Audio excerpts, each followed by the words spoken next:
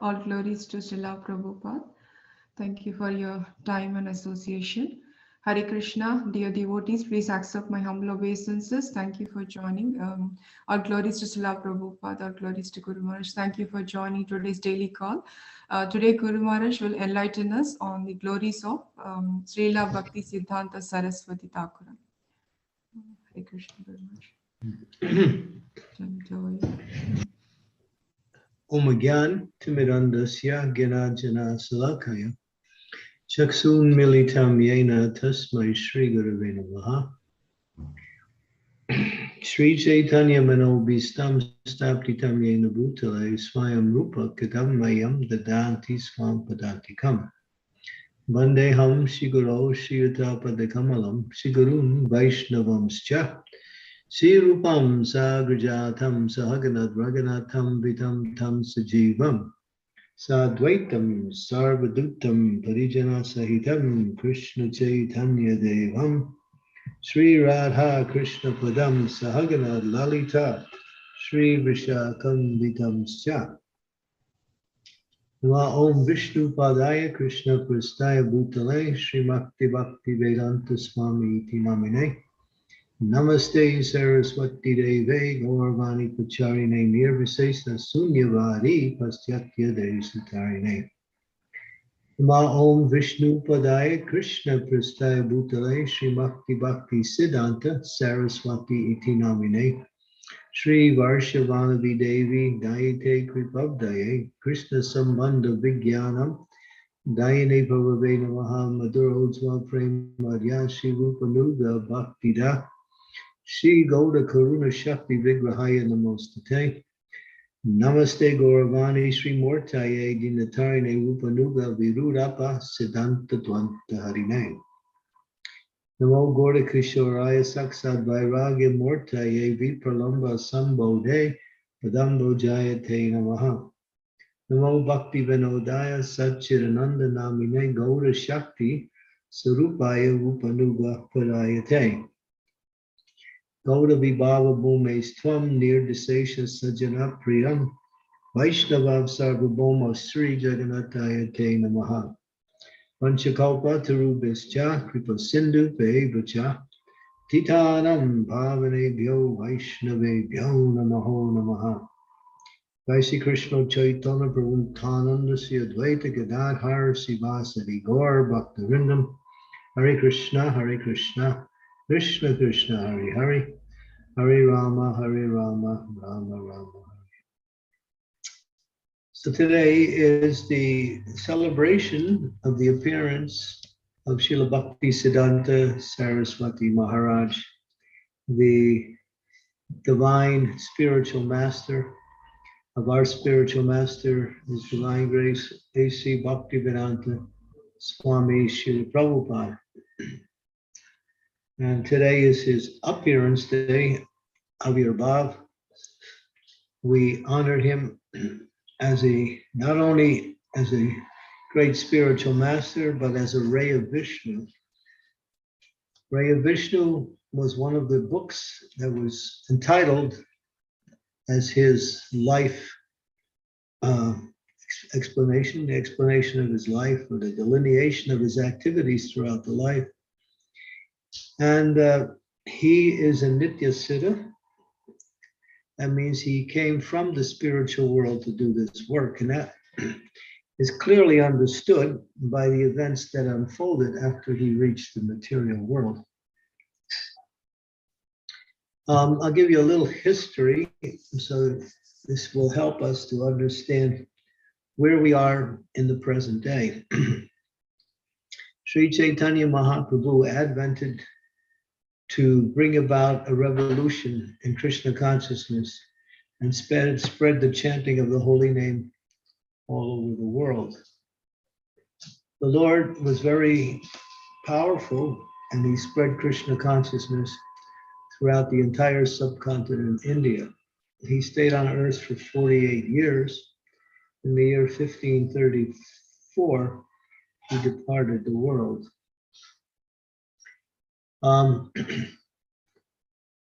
His movement, he had created a powerful entourage of followers and also disciples, along with empowering 6 persons who were known as 6 Goswamis to write books, to excavate temples, and to excavate holy places and to build temples. And by their preaching, Krishna consciousness became established in India. That went on for about 150 years after the departure of Lord Chaitanya. And then a very dark era came in where many of the followers of Lord Chaitanya had disappeared from the planet. And those who were followers of the followers, such as Vishwanath Chakravarti Thakur, Baladev Vidyabhushan, and others, continued to preach Lord Chaitanya's teaching, but they were practically alone. And during that time, many asampradayas sprung up. They weren't bona fide lineages of spiritual teachings. They were created by individuals who surreptitiously took the position of being followers of Lord Chaitanya Mahaprabhu and started to propagate teachings that were contrary to Lord Chaitanya's teachings. And some of them were very materialistic and some were very licentious also. Though this went on for so many years until the early 1800s, when Bhakti Vinod Thakur appeared on the planet, another great personality sent from the spiritual world. And he followed for many years Shakta. In other words, he was a worshiper of Durga Devi. But at one point in his life, in his early life, he came across the life teachings of Lord Chaitanya, Chaitanya Charitamrita in Bengali. He read it, he studied it, he understood this was the highest, and he became actually not only a follower, but a great proponent of Lord Chaitanya's teachings. And he started to preach. And he could understand that many people, many groups, there were at least 13, primary asampradaya groups. And there were many others also that were in lesser positions. Bhakti Vinod Thakur was feeling overwhelmed, trying to bring about the true teachings of Lord Chaitanya back to the world.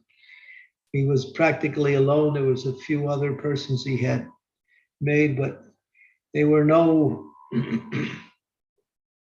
able to do anything to turn around the false teachings of these bogus sampradayas.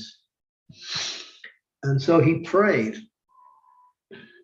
He prayed, "My dear Lord, please send someone from your personal entourage to come and teach Lord Chaitanya's principles in the pure and perfect way." Little did he know that that prayer was answered quite directly, and his son, Bimala Prasad, appeared in the year 1874 at 3:30 in the afternoon on February 17th. And he was the 5th son of Bhakti Vinod Thakur. Bhakti Vinod Thakur at that time was living in Jagannath Puri. He had a house right on Grand Road, which is the main road that goes down the main street where Jagannath performs his Ratha ceremony.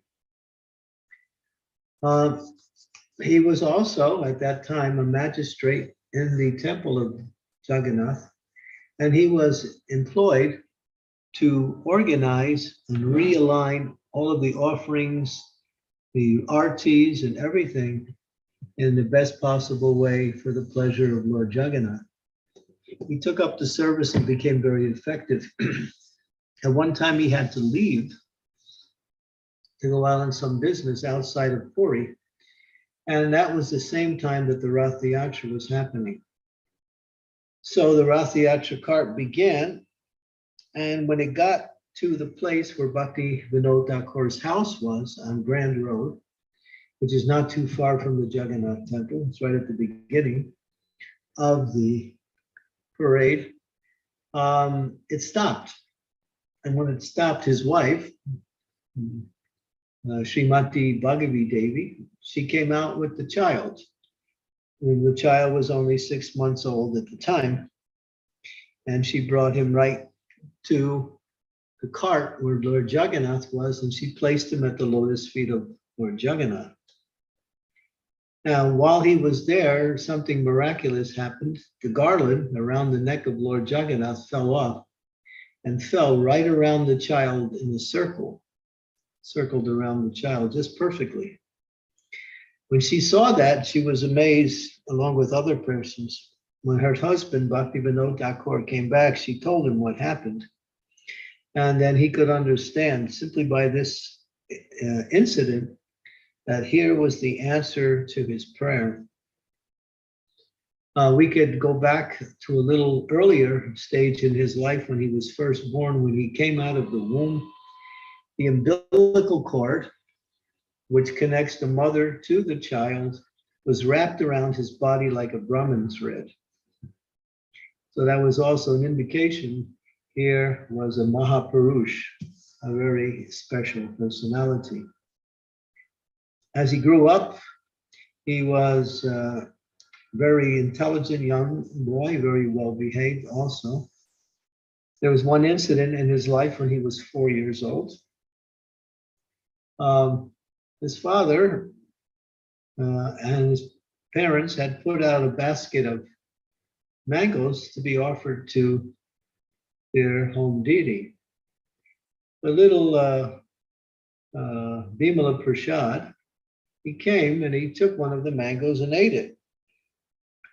His father, seeing what happened, became a little concerned, and he mildly chastised him. He said, "Oh, this is not good. These are meant for the offering that we can only take after the Lord. So you should not have done that." So he felt very bad, even at the age of 4 years old, that he had committed a great error, a great offense. So at the age of 4, he made a vow that he would never take mangoes again in his life. And he followed that vow to the end of his life. Now, for us who live in Western countries, you might think, well, that's not such a hard thing. But if you're living in India and mango season comes, which is usually the end of April and the beginning of May, and mangoes are profuse, and they're very big, very juicy, very tasty, and people use mangoes for everything. They make mango chutney, mango drinks, they eat mangoes, and mangoes are used in various types of preparation. And so when he was living on earth, many times some of his disciples would come and offer him a mango, and he would say, "I'm sorry, I'm offended, I cannot take." So he kept that vow, although there was no offense for a 4-year-old boy, but he kept that vow his entire life. When he was 7 years old, his father trained him in learning a Nishringa mantra and also gave him his japa beads, and he started to chant the Hare Krishna mantra. When he was 7 years old, he also memorized the entire Bhagavad Gita, and he could recite any verse at will at 7 years old. When he was 11, he was going to, primary school, but he was so intelligent that he would always come out the best in his class, and he would never study the books. He wasn't interested in secular material, but still he went to school and got the best marks. When he was 11, he also created or invented a type of shorthand, which is called Vikanto. Shorthand, this is used by secretaries to take dictations from their bosses so they can write fast in codes. After they write in codes, then they go back over and expand it into the words. This is done in order to take fast dictations.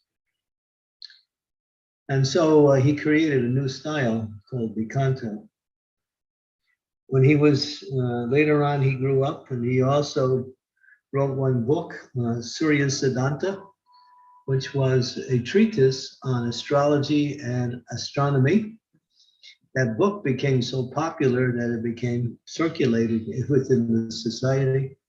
And he became famous for that, but he was not so much interested in the subject matter. He just wrote this book. It says that he never really propagated these teachings, but he did write that book, Surya Siddhanta. When he was in college, he would never study the books. He would go to the libraries in the colleges and read all the library books there. He had such a sharp memory that he could remember everything he ever read his whole life. He never forgot anything. In other words, anytime you would ask him anything about anything he read, he could tell you exactly what it said verbatim. His mind was like a photograph. He was so sharp and so, what we say, pure in mind. He started a club when he was in college called the August Assembly. And the idea was anyone who joins the club would have to take a vow of celibacy for their whole life. Unfortunately, or we might say fortunately, we can't really say, but nobody joined the club because nobody wanted to take that vow. So he was the sole member of the club. So that didn't go so far, but that was his nature.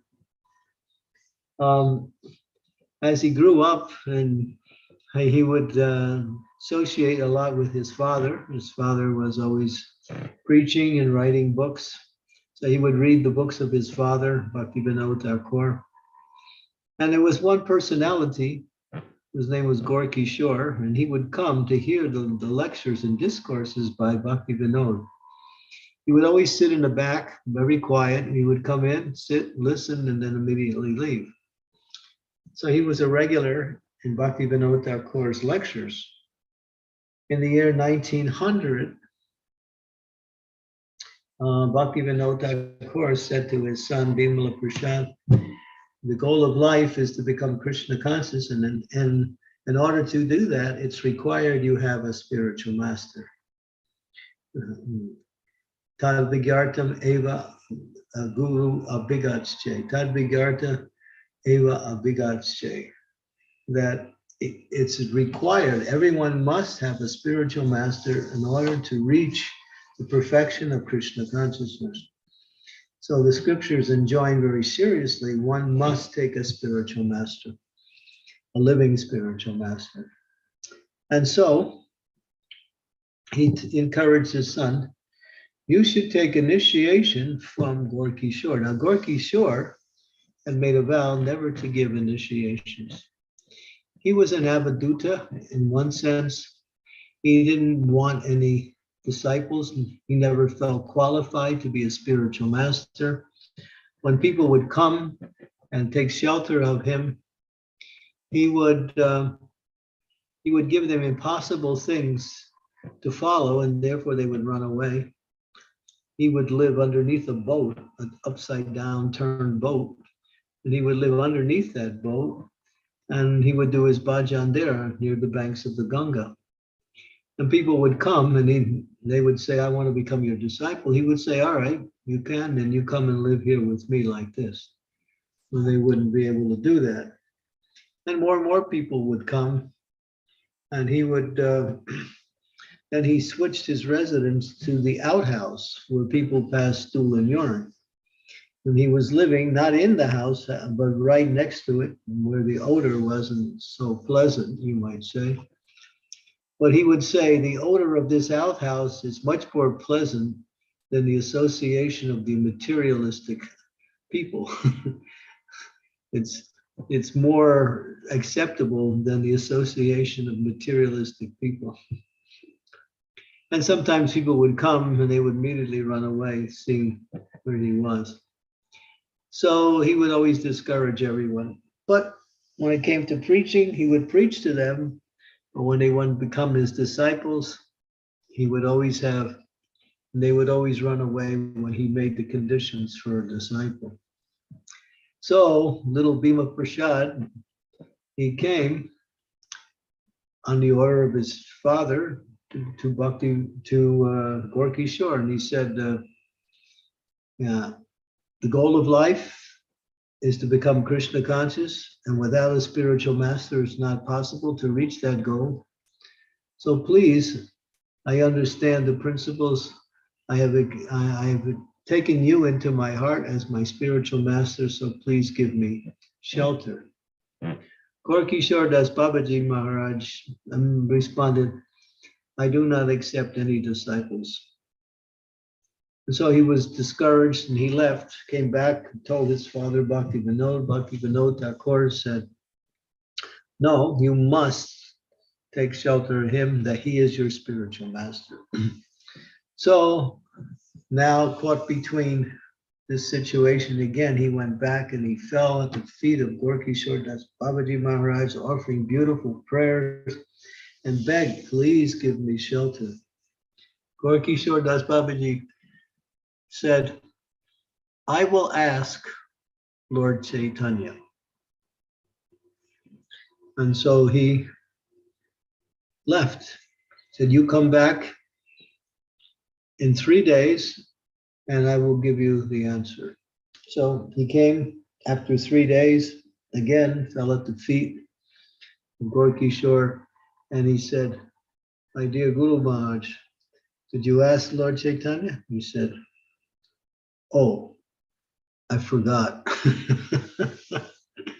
So now the discouragement continued and he left. He said, but come back tomorrow, I will ask him. So he came back the next day. And again, he fell at his feet begging for mercy. And Gorky Shore Das Babaji said, when he asked him, did you ask Lord Chaitanya? He said, yes. What did he say? Well, he didn't answer. If devotees can turn on their cameras, that would be nice while we have this little discussion.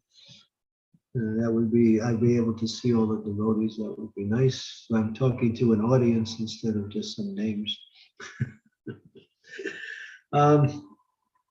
Now he's completely despondent. He thinks, what is the use of life? And so he decides to end his life. So he's walking on this bridge. He's going to throw himself off the bridge. And Gorky Shore Das Babaji just happens to be coming the other way. And he said, stop. Do not take your life. I was just testing you to see how serious you were. I will accept you as my one and only disciple. And so in the year 1900, he got initiated and he became Sri Varshabhanavi Devi Daitaya, which is a beautiful name of Srimati Radharani. He gave him that name of Srimati Radharani. So now he was initiated and he started to become more active in devotional activities, and he was preaching. It was one Babaji Radhacharan Babaji, who was propagating this bogus mantra, Nitai Gaur Radhe Sham Japa Hare Krishna Ram, something like that. Nitai Gaur Radhe Sham Hare Krishna Hare Ram. Japa Hare Krishna Hare Ram. So Bhakti Vinod Thakur was quite disturbed with this. So there was a debate, and the debate became a little bit heated, and Bhakti Siddhanta got involved. And then finally, Bhakti Vinod Thakur pulled out of the debate and said, just leave him. He is not going to change. Anyway, Srila Prabhupada, when he heard that mantra, he changed it and gave us a mantra we can chant that is similar. Nitai Gaur Radhe Shyam, Jai Krishna Balaram. So that's a bona fide mantra that Prabhupada changed around. So now we sometimes chant that. Nitai Gaur Radhe Shyam, Jai Krishna Balaram. So now he was preaching. So he decided that my mission is to spread Krishna consciousness. So he decided to perform some austerities. So he went to the Mayapur area and he made a vow to chant 1 billion names of the Lord. It took him 9 years. In the beginning of the 1900s, for 9 years, he stayed in a little shack. And you'll see, there's a picture of him holding an umbrella inside the shack with the left hand, chanting japa with the right hand, because the shack has a hole in it. And during the rainy season, the water would come through. But he continued to perform his vow. And he simply lived on cooked rice. That's the only thing he would cook some rice, and that was all. And it took him 9 years, and he finished 1 billion names of the Lord. You can't imagine 1 billion names. I think if we chant our whole lifetime, we won't even get to 1 billion. It's such a high number. So preaching went on and things started to develop. In the year 1911, there was a rise amongst the Brahmanas in the area. They were preaching strongly that anyone born in a Brahmin family is a Brahmana, and therefore they are the best of all in society. And they were saying simply by taking birth in a Brahmin family, you're automatically a Brahmin. But that is janma, and we know it's karma, not janma, which is actually the criteria. And so that the scriptures actually say that one has to show the characteristics of a Brahmana and also actively engage in Brahminical activities. Qualities and activities are the indication, not simply birth. There's a verse by Narada Muni that explains that point, that even if a Sudra takes birth and becomes qualified if they exhibit the Brahminical quality. In other words, you judge a person not so much by birth, but by activities and by qualifications. So there was a debate. Bhaktivinoda Thakur entered into a discussion and they organized the debate with the Brahmins. And there was going to be Brahmins speaking and then Vaishnavas speaking and showing that actually Vaishnavism is superior to Brahmanism. But Bhaktivinoda Thakur, just when it came around the time for the debate to begin, he got rheumatic fever and was bedridden, and he couldn't attend. And so Sri Varshavanavi Devi, he had written a book, Brahmanas and Vaishnavas. That book is still available. It circulates around ISKCON. And in that particular book, it describes both the qualities and the activities of Brahmins and Vaishnavas. And he showed it to his father, Bhaktivinoda Thakur. Bhaktivinoda Thakur was really gladdened to read that. And he said, yes, you are the qualified one. You go and you represent the Vaishnavas. So he did. He went to Midnapur. And for 3 days, there was supposed to be a discussion between Vaishnavas and Brahmanas, who is superior within society.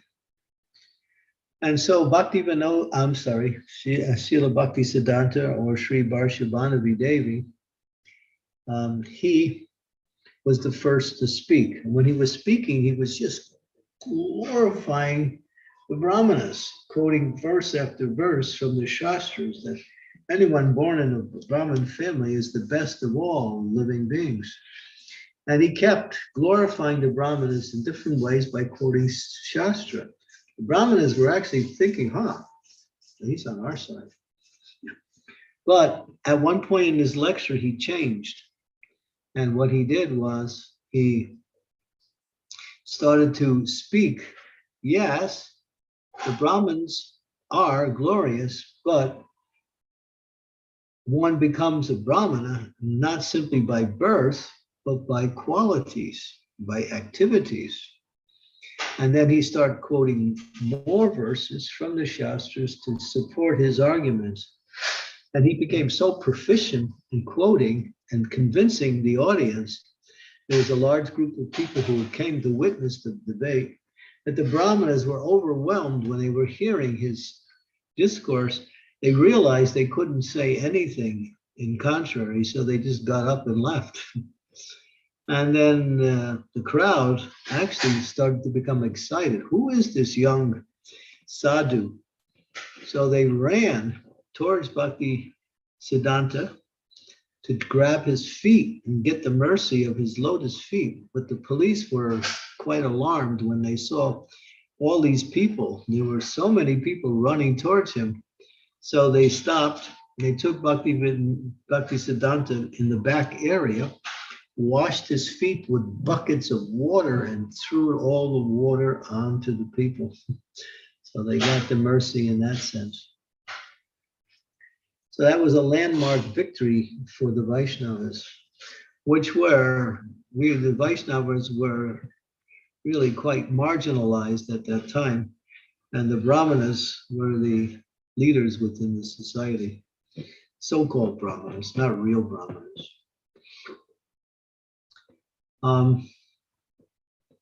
In the year, I believe it was June of 1914, Bhaktivinoda Thakur left the planet.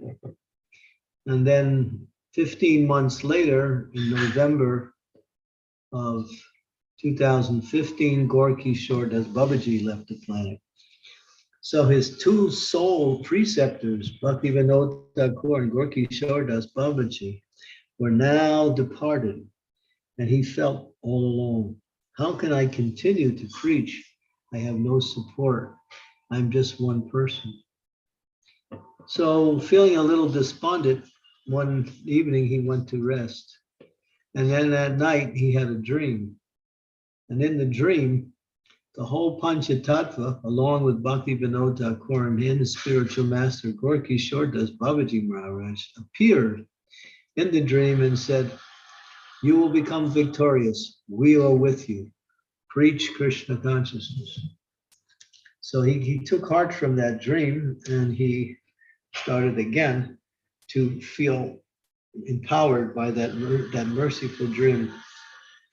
In the year 1917, he took a picture of his spiritual master, and in front of the picture, he chanted the mantras from the Sri Sampradaya, which were the authorization by which one takes the sannyas order of life. So he initiated himself into the sannyas order of life. And he said there was no one there to do it. His spiritual masters both were gone. And so he took it upon himself. Later on, he was criticized for that. Today, in one place in India, the Tunga Junction Road, there's a great ceremony that started at 9 a.m. this morning, Indian Standard Time, IST. And that's the place where our Srila Prabhupada first met his spiritual master, Bhakti Siddhanta Saraswati, and received the instruction to preach Krishna consciousness in the Western world. So that place, Uta Danga Junction Road, 1 Uta Danga, was a place where Bhakti Siddhanta had started the first temple, and there he started to preach. And that's where our spiritual master, Srila Prabhupada, came and met him and became inspired, and later became a member of Srila Bhakti Siddhanta Saraswati's entourage, and became in the year 1933, I think it was, or 32, he took initiation from Bhakti Siddhanta Saraswati. So Bhakti Siddhanta Saraswati was recommended, or someone had recommended our Srila Prabhupada to him. And Bhakti Siddhanta Saraswati said, "Oh, yes, I have noted him. He likes to hear. He likes to hear." So Srila Prabhupada would always take every opportunity, our Srila Prabhupada, to come to his lectures and listen as much as he could. Sometimes he would even say in his lectures to us, many times I couldn't understand what he was speaking, because he was speaking such what they say, perfect English, or what they call it. What is that English? It's a kind of an English. What is it? Proper English, not proper, but university English. All big words. The materialistic demeanor cannot reach to the transcendental autocrat, which is ever inviting the conditioned souls to associate in loving devotional service. That's some of the beginning of the introduction of Brahma Samhita. But he said, I would love to just listen. And then there was one particular event where devotees were out on parikram, and they had been out on parikram for at least, I think this parikram lasted 4 months, and they were traveling to different holy places during that time. And at one night during the parikram, there was an announcement that the devotees who want to come to the Sheshashayi Vishnu temple, the buses will be leaving at 7 p.m. this evening. Please be on time. And our Guru Maharaj in the tent tonight will be giving a lecture. So our Srila Prabhupada was thinking, what is this Sheshashayi Vishnu? I want to hear. So he stayed back. And this was one of the major times where he chose to hear rather than go to this very glorious temple of Sheshashayi Vishnu. So Prabhupada loved to hear. And that's the quality of a serious devotee. They like to hear. So we can say, all of you here who are online today, you are serious because you like to hear. That quality is a very exalted quality because it's the foundation for getting knowledge, getting realizations, and for executing devotional service in the way that it is given accordingly. So this process of hearing is the basis of all success in Krishna consciousness. Shravanam leads to Kirtanam, and Kirtanam leads to Smarnam, and Smarnam is the goal, to remember Krishna. So when we sufficiently hear, and you can't get enough of hearing. We hear the Bhagavatam, we hear the different scriptures, we hear from the spiritual teachers. We want to hear as much as possible from the bona fide sources. It's not that we go outside of ISKCON to these other proponents of spiritual life and hear from them. Everything is there in Srila Prabhupada's teachings. And if we hear within that context, And we hear regularly, and as much as we can, even when we're not in a formal hearing program, we can always turn on some audio tapes and hear more and more and more.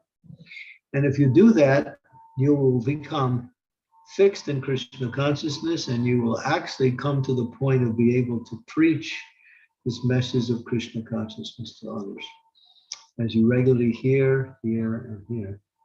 That was Prabhupada's, our Srila Prabhupada's quality, one of his main qualities. Bhakti Siddhanta Saraswati did so much. He established, let's see, how many temples? He established 108 temples throughout India. And 108 Padapitas, I'm sorry. Padapitas are Lord Chaitanya's footprint. He established them in 108 different temples around India.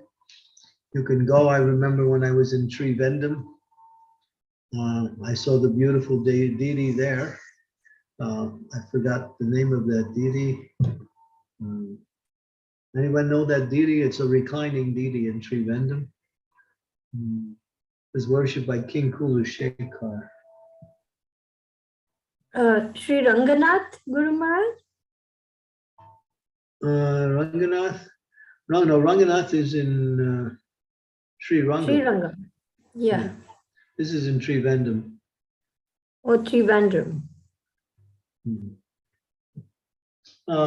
That's in Adi Keshava? Yeah. No, Adi Keshava is in another place nearby. Lord Chaitanya also visited there. That's where they chanted the Brahma Samhita prayers, I think, in Adi Keshava temple.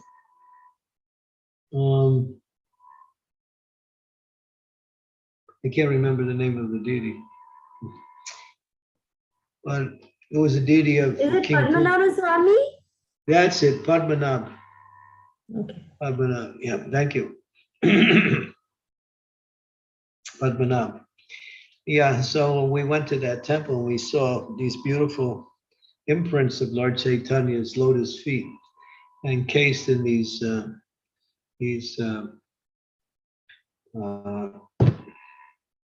don't know how to describe it, but we have them on our altars too, and we do that with Srila Prabhupada's footprints. So he also did dioramas, little doll-like exhibits. In Mayapur, he did a diorama of the activities of Srimad Bhagavatam for a month and a half. He held a month and a half festival, and every day they had dioramic exhibits, and there were also lectures.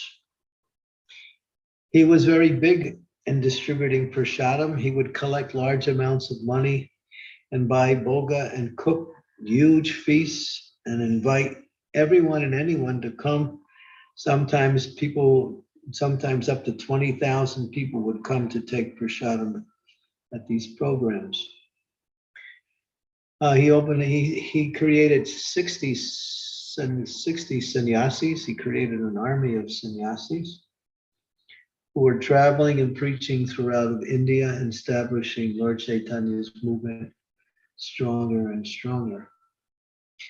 The Gaudiya Math was very powerful. And of course, he also started the Sarjana Toshini. And later on, he made an English version of that called The Harmonist. You can also get copies of that. The Harmonist is available through the different book outlets in ISKCON. These are the newspapers that he printed. You can get copies of these newspapers. And then he also, what else? He was preaching everywhere. He would preach to big people, to viceroys, to political people, to professors. And everyone was amazed when they would meet him. His power of his preaching was exemplary. doing parikrams, preaching, opening temples, diorama exhibits, prasadam programs, writing books. And he was a dynamo of spiritual knowledge and very, very powerful. And at one point, he started to see that Lord Chaitanya's mission is not simply relegated to India. So he starts sending some of his senior sannyasis overseas. They went to London, they went to Germany, they went to France, they went to what is known as Myanmar today. Now it was then called Burma. They went to different places. They made some inroads, but hardly any devotees. In London, they met one Lord. His name was Lord Jetland. Lord Jetland had spent some time in India during the colonial times before then. And so he knew a little bit about Vedic culture. So he met one of Prabhupada's godbrothers. And he said to him, "Can you make me a brahmana?" In his English, "Can you make me a brahmana?" And he said, "Yes, we can make. What do I have to do?" "Well, you have to follow these 4 principles: no illicit sex, no intoxication, no meat eating, no gambling." And Lord Jetland said, "Impossible. Impossible. That is our life. That is our life." So when Prabhupada heard the response to that, and when he came to America, he was thinking, I'm going to impose something impossible on the Western society. But let me try anyway. Let me try anyway. And so, so we can see that these 4 regulative principles, which are the foundations by which one can advance in spiritual life, because all sinful activities are found within these 4 regulative principles: illicit sex, intoxication, meat eating, and gambling. If one stays free from these 4, they can be free from all reactions of all sinful activities. And of course, chanting prescribed number of rounds, 16 rounds every day. And Prabhupada made that the bottom line. In order to practice Krishna consciousness effectively and actually take initiation into the Sampradaya, the minimum requirement is following these 4 regulative principles and chanting 16 rounds on beads every day. There are so many wonderful stories in the life of Bhakti Siddhanta. There's one such story where, of course, the devotees were powerfully preaching, but in 1930, a very wealthy merchant wanted to gift the devotees. And so he had constructed this beautiful, large, multi-tiered temple. I'm sorry, not temple, but building. It had so many rooms in it, nice, made out of marble. And so the devotees who had been living quite simply before then, just living in more simple dwellings, and most of the time just traveling and preaching, now had this very quite luxurious marble building. And in 1934, 4 years later, things had started to fall apart. And Bhakti Siddhanta became worried. So in 1936, there was a meeting at Radhakund. And our spiritual master, Srila Prabhupada, attended the meeting. And you can see there's a picture painted where you see Bhakti Siddhanta walking along with our spiritual master, Srila Prabhupada. And Srila Prabhupada has his little son, his first son, with him. And Bhakti Siddhanta looks very unhappy. And he speaks. He says, Agun Jwalbe. Agun Jwalbe means there's fire in the mouth.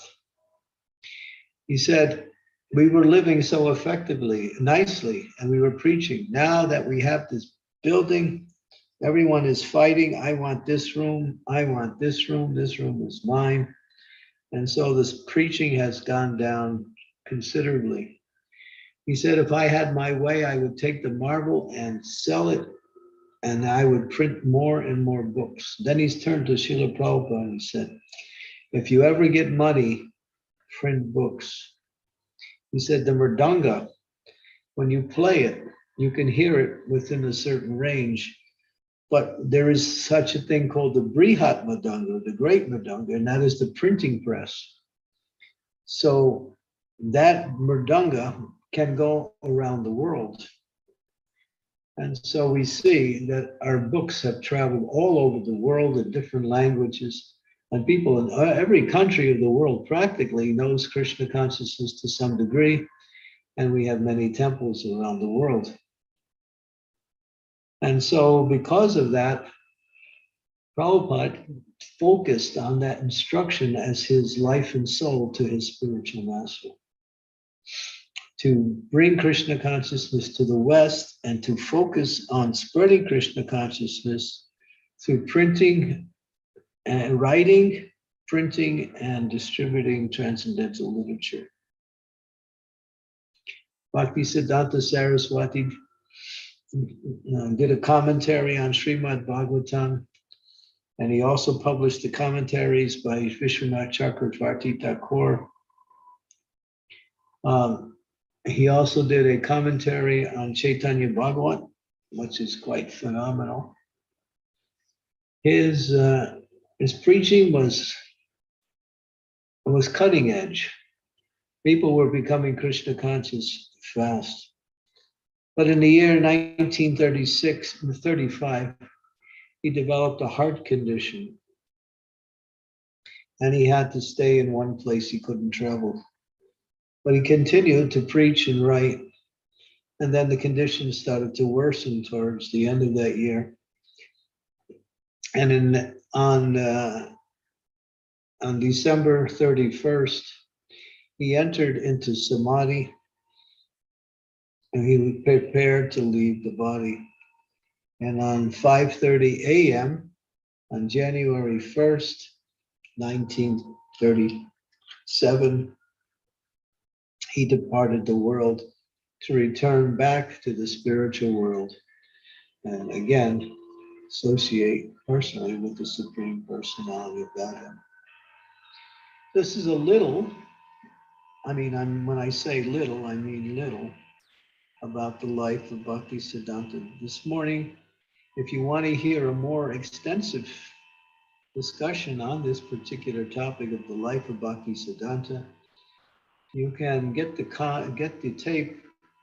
recorded tape that was made this morning. I spoke for an hour and 35 minutes on the life of Bhakti Siddhanta, and I mentioned a few things that I didn't mention in this particular class. Oh, here's a little bit about this great soul. He told his followers, establish a governing body commission to manage the society. It's not that one person should take the position of the Acharya. He knew that would be the way to keep the movement from going on in the wrong way, but they failed. And then there was infights after he left. Two very leading preachers both wanted to be the next Acharya. And that became so heated that it actually went to court. And it stayed in court for more than 20 years. And Prabhupada writes about that the followers of Bhakti Siddhanta had become asara. Asara means useless. Asara means useless.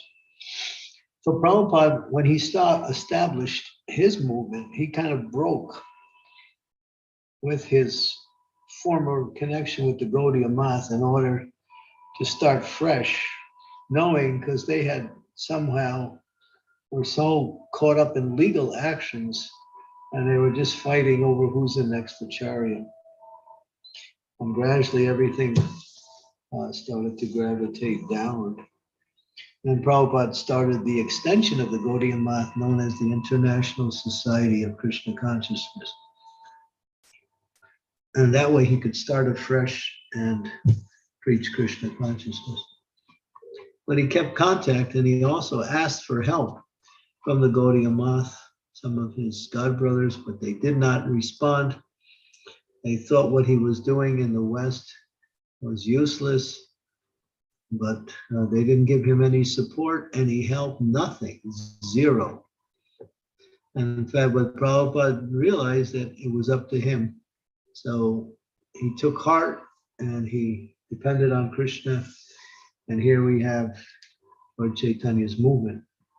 So these three personalities, Bhakti Vinod Thakur, Bhakti Siddhanta Saraswati, and His Divine Grace Srila Prabhupada, were the foundation for reestablishing and propagating, proliferating Lord Chaitanya's teachings, which had been lost after 150 years. Now it's up to us, the followers of Srila Prabhupada, we have the legacy upon our lives to continue that message by preaching Krishna consciousness everywhere. And now we have an international society with so many temples, so many books, so many projects, and so many devotees. And so we are in a good position to make the world more and more Krishna conscious. But it's up to us. The demons are very powerful at the present time.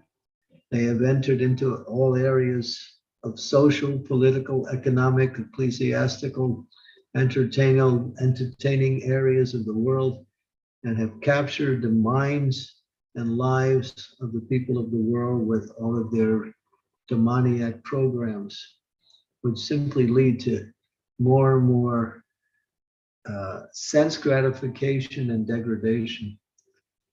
So Lord Chaitanya's movement is about bringing about the golden era.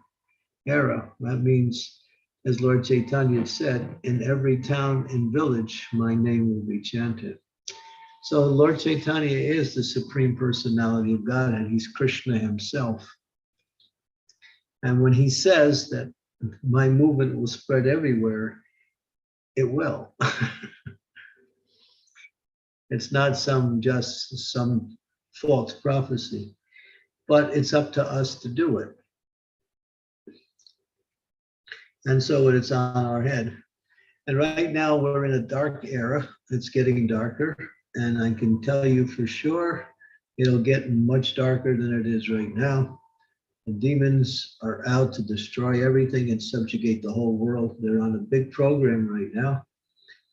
And this dark era will continue for a while, but the devotees can remain strong and not be affected if we continue with our preaching, with book distribution, with Harinams, and finding many, many ways to expand Lord Chaitanya's movement through various programs.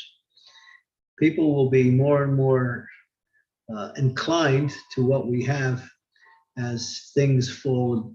It's already happening. People are coming to us now and asking for our books and are becoming more receptive. Book distribution has never been better at any time than it is right now.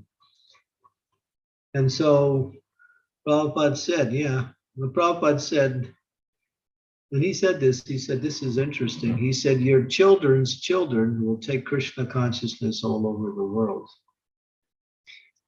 So that means he was speaking to us, my generation.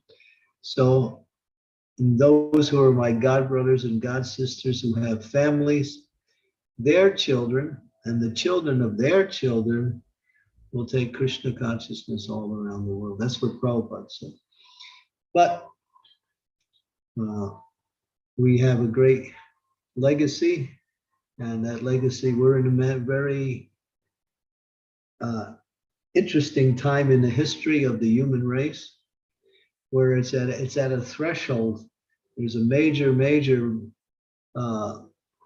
contention between godly forces and evil forces, and it's going to increase more and more.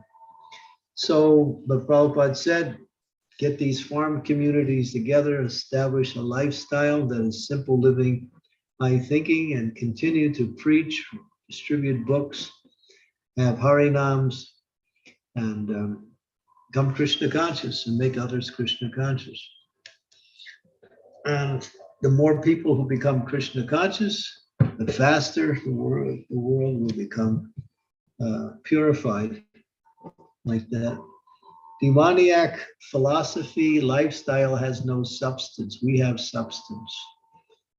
When you see a shadow, the shadow can scare you, but it's all it is a shadow.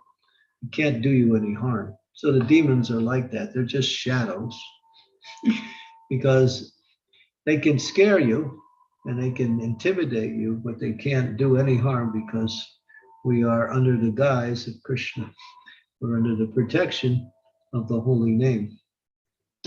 So we want to please Lord Chaitanya by spreading this Krishna consciousness. So the legacy given to us by Srila Prabhupada, as started by Bhakti Vinod Thakur and previously by Lord Chaitanya, means there will be a golden era of 10,000 years where Krishna consciousness will be the prominent religion within the entire world. How it will manifest, only Krishna knows. But he's leaving it up to us. Why didn't he do it himself? He can do it. He can make the whole world Krishna conscious. Krishna is that powerful. He has no problems. It's not much of an effort for him. But that's not the way he does things. He does things through his devotees. So he wants his devotees to do it, become purified, and that way they can return home back to Godhead. When Prabhupada was asked, Lord Chaitanya was in India and he spread Krishna consciousness throughout the entire Indian subcontinent. Why didn't he take it around the world? Prabhupada said he left it for me.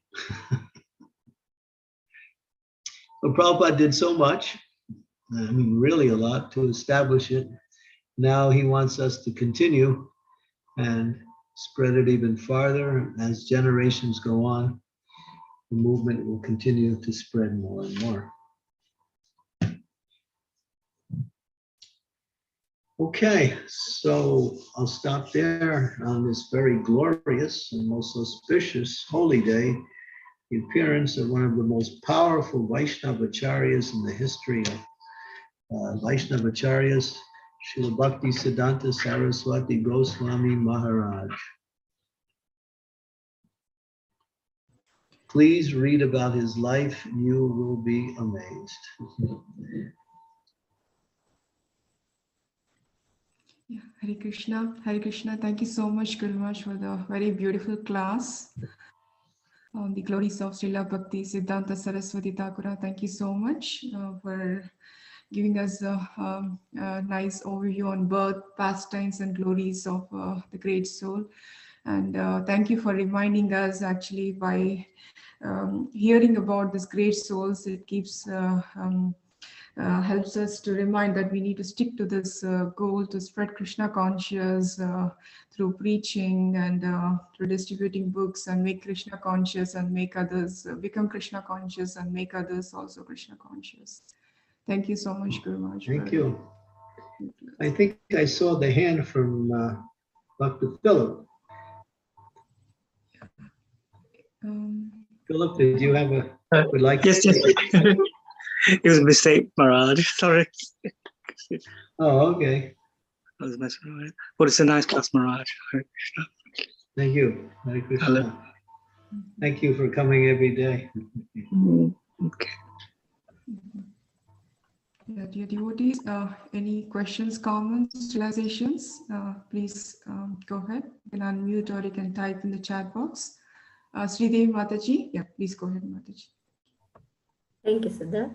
Please accept my humble obeisances, dear Guru Maharaj. All glories to Srila Prabhupada, all glories to you. Thank you, Guru Maharaj, for reminding us about our powerful Param Gurudev Bhakti Siddhanta Saraswati Maharaj and the wonderful examples from his life that teach us how to be striving for purity in Krishna consciousness by his own example. As you were saying all those different things about Srila Bhakti Siddhanta Saraswati Maharaj, a question came to my mind that Bhakti Siddhanta Saraswati Maharaj was, of course, ray of Vishnu, highly empowered acharya and a personal emissary of the Lord. So when he did things, it was very, it was only with one purpose, to spread Krishna consciousness.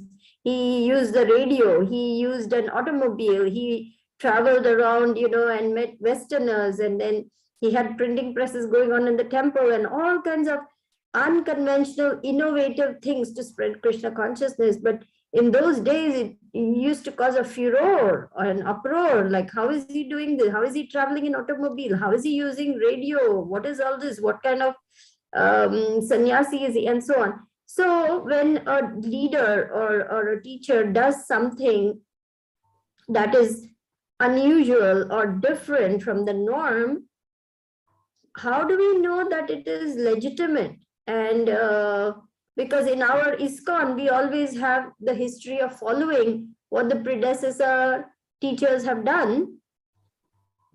And so how do we know when some change is introduced? Is it legitimate or is it some concoction, deviation like that? How will we know? Only the acharya can make these changes, not anybody else.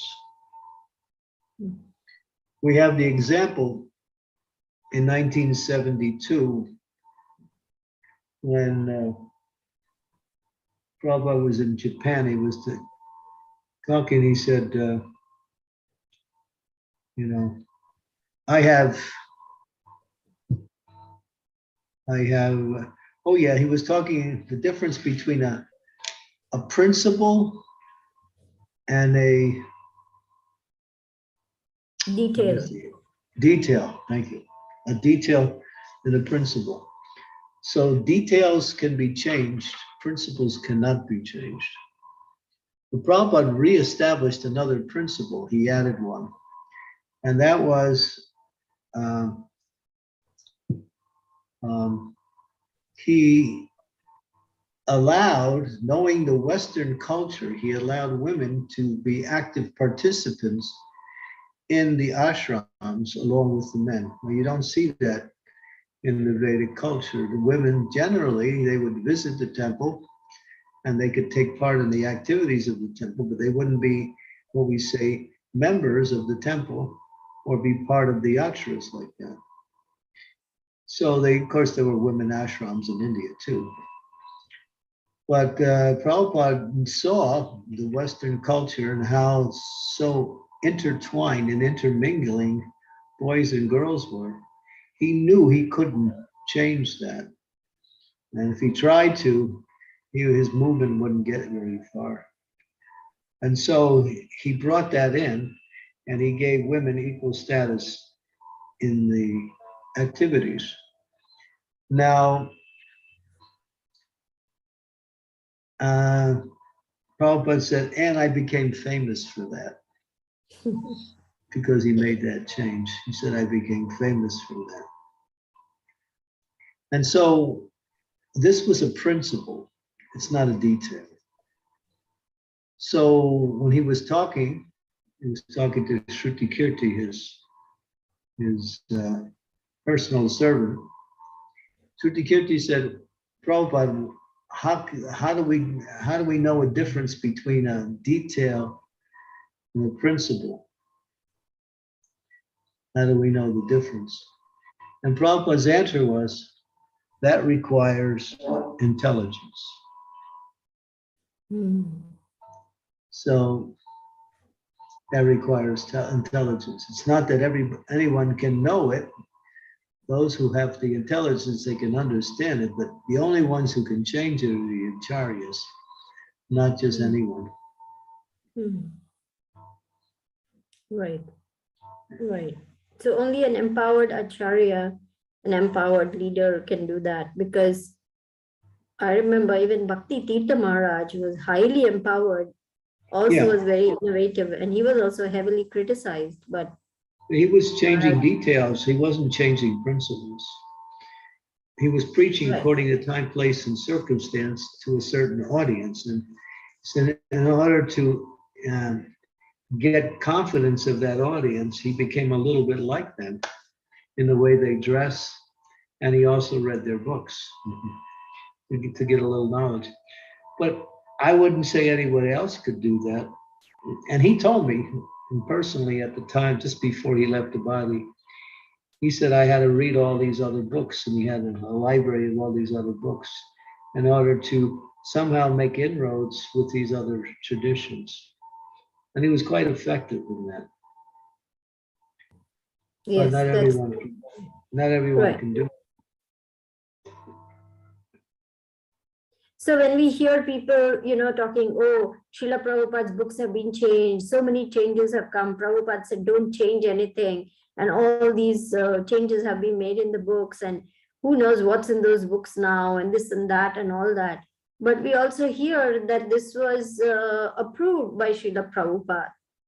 Yeah, he made grammatical considerations. When the grammar was not right, he said, change that.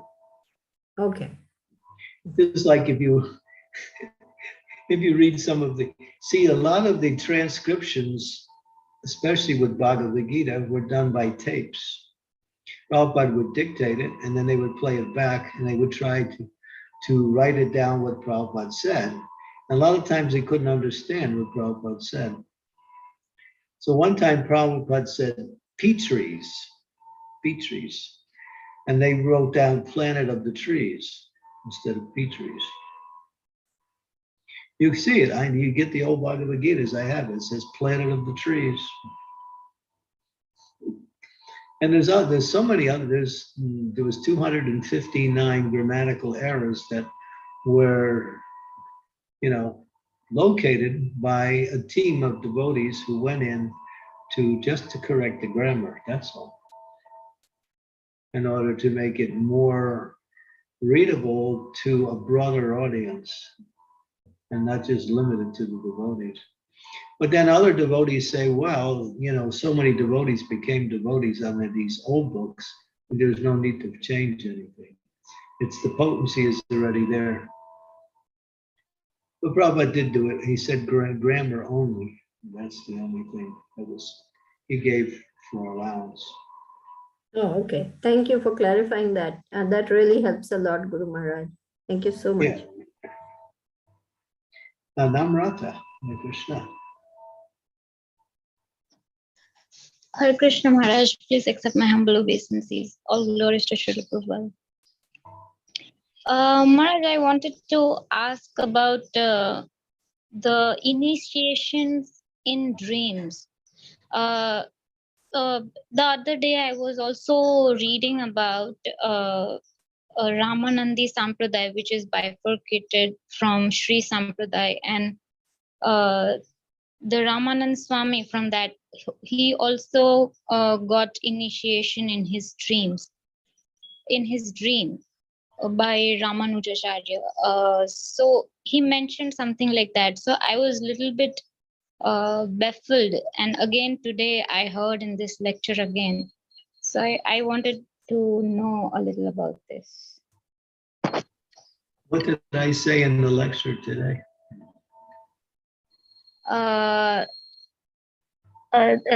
Bhakti Siddhanta Saraswati Thakur, he got sannyas in dream. I think you mentioned that. No, No, his spirit, when his spiritual master and his father left the planet, he was feeling discouraged, and Panchatattva, along with the spiritual master and his father, appeared to him in dream and gave him courage to continue on with the preaching. That was the dream thing. But when there was no one to give him sannyas, he initiated himself in sannyas. That wasn't in a dream, though. That was in front of the picture. So yeah. So generally, I mean, there's even devotees now that I know of, they say that Prabhupada came to them in dream and told them certain things. And they try to use that in our society, but we don't accept that. Because how can you validate a dream? You'd have to validate something as important as that, and there's no validation principles that you can use. All you can do is take a person's word for it. But then again, dreams can also be a little tricky. They may be not exactly what you see in the dream. They could be just something else and be taken as, Shastra for the person. I can give you an example. One devotee was telling me, oh, Prabhupada comes in my dream and I sit with him and I put my head on his lap. She was telling me. I said, that's not Prabhupada, that's a ghost. And because I said, Prabhupada in dreams and Prabhupada in real life don't do opposites. In other words, what he does when he's here, if you see it in the dream, then you can say that's Prabhupada. But if it's something different, then you might say it might be a ghost. So she was saying, no, it's Prabhupada. He comes in my dream. And I said, no, it's a ghost. So one night she had a dream where the same Prabhupada starts smashing all the windows in the house and breaking everything. Then she realized it was a ghost. So, there are ghosts who can take different forms and appear as gurus or something else. Now, I'm not saying that's true in this case with the Ramanandis. I don't know. It could have been bona fide, it could not be. But generally, because of the lack of validation, and you need something like that has to be validated by Guru Shadam Shastra. You can't just have a dream and then. So yeah, and the Ramanandis are not accepted by, Sri Sampradaya. They're a break off. Yes, Maharaj, I saw many, when I was reading, I saw many flaws in that. They were teaching both, Nirguna and Saguna. So, and some of the disciples changed the philosophy which their guru has taught. So there are many flaws which I read. So even I felt that. Yeah, we have to stay within the disciplic succession.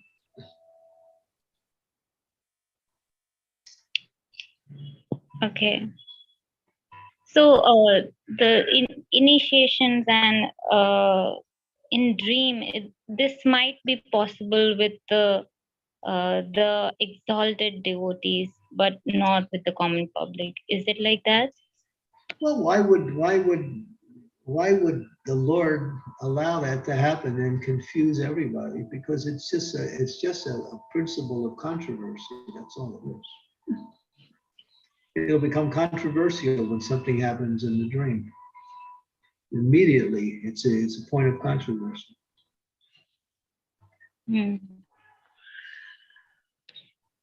So okay. I wouldn't accept that. I would accept only what's done in the waking reality.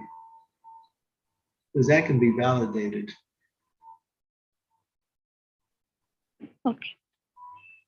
Okay, thank you, Maharaj. That quite I mean, clear. I know one devotee in our movement. He said, you know, he was the representative of Prabhupada after Prabhupada left. I won't mention his name.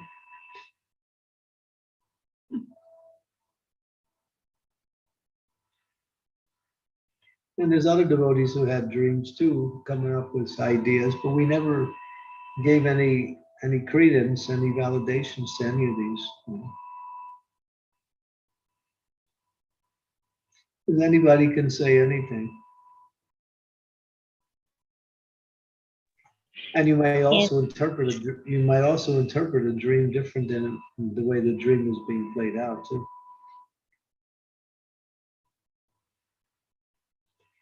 So yeah, if it's true about that person, then they have to prove it in what we call on this plane of existence. They have to prove it.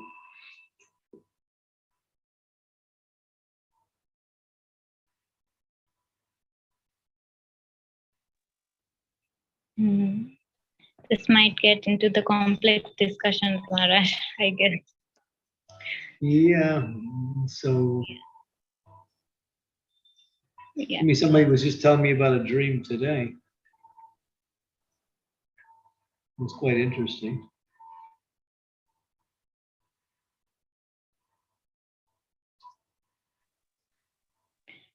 Okay, thank you, Maharaj. Hari.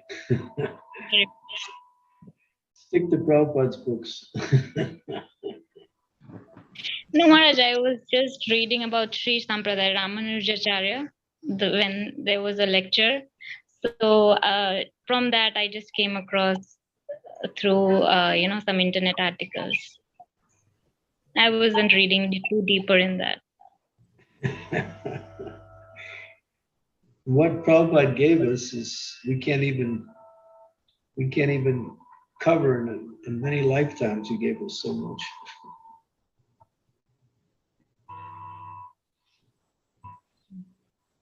Thank you, Mataji, for that nice question. Who? Yeah. I was just telling, thank you, Mataji, for the nice question. Yeah, so good. Like, I also feel like, I don't know, my like dreams, as you said, like sometimes like what we think about it, also the dreams come, but it may not be real. As you gave like a pastimes, how we But see like, you can always ask your spiritual master and confide in him what you dream if you want some broader understanding, and then you could discuss it from there. oh, okay. Nice. Yeah, because I'm very neophyte and so much condition. So the dreams which I get, I cannot rely on that because I'm very much conditioned. So You want to hear my dreams? I'll tell you mine. yes, definitely. I'm always dreaming I'm late for a flight and I'm trying to get to the flight on time. That's my reoccurring dream. Or I'm trying to pack and I'm trying to figure out what I have to pack real fast so I can get into the car and get to the airport on time. I get these are the dreams that happen all the time. Because that's the way I was living for maybe 30 years, just running to airports, running at timetables, making sure we don't miss flights, miss trains, or yeah. So we were talking about that this morning. And Prabhupada was also mentioning it. And one man, he was a salesman. So when he would go to sleep at night, he would quote prices in the dream. Another devotee was telling me one book distributor, he would be distributing books in his dream. He would be speaking to people, asking them to get a book in the dream. Yeah.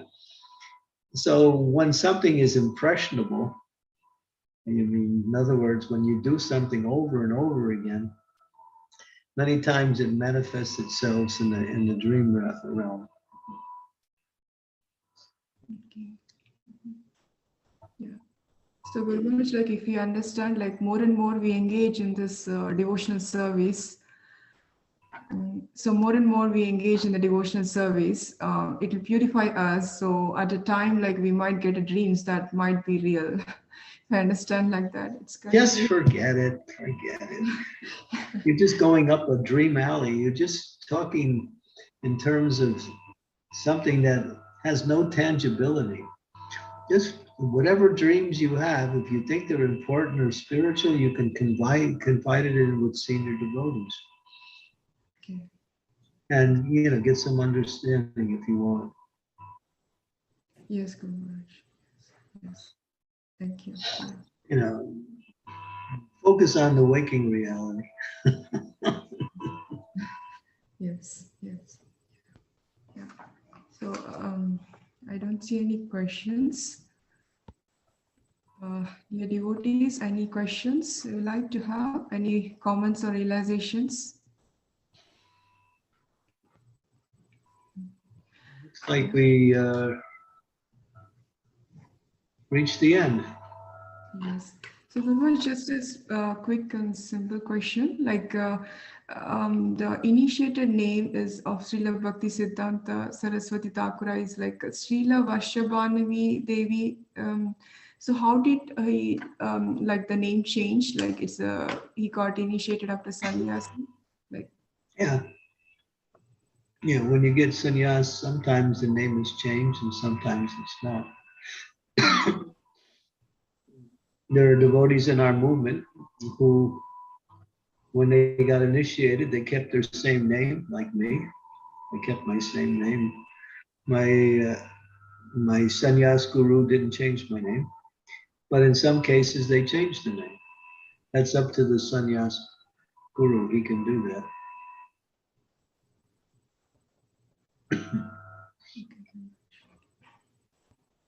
yeah.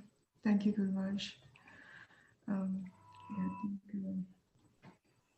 it's 30 minutes. We passed.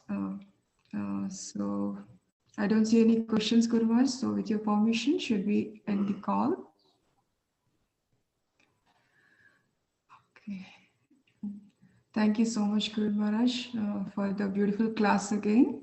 Thank you, devotees, for joining today's class. Vancha kalpatarupesha kalpasindhubhyo patitanam pavanebhyo vaishnavebhyo namo namaha. Thank you, Mother Sudha. Thank you, Guru. And thank you to all the devotees for coming and on Bhakti Siddhanta Saraswati's most glorious appearance day. Don't let it end here. Spend more time reading about Maharaj. You can spend, maybe if you have opportunities, you can hear more lectures. Srila Prabhupada, if you go to the category of Prabhupada's listings of his recorded tapes, there's one category called festivals. If you go to festivals, you'll find in there is a series of lectures, and he speaks about the appearance day of Bhakti Siddhanta a couple times in the category of festivals.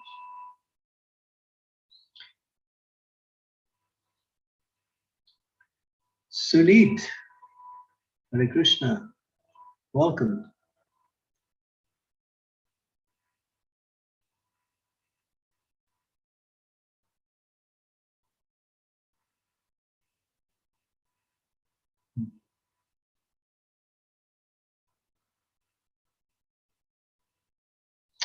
Okay, so thank you very much, and we'll see you everyone tomorrow for a two-part discussion on the milk issue.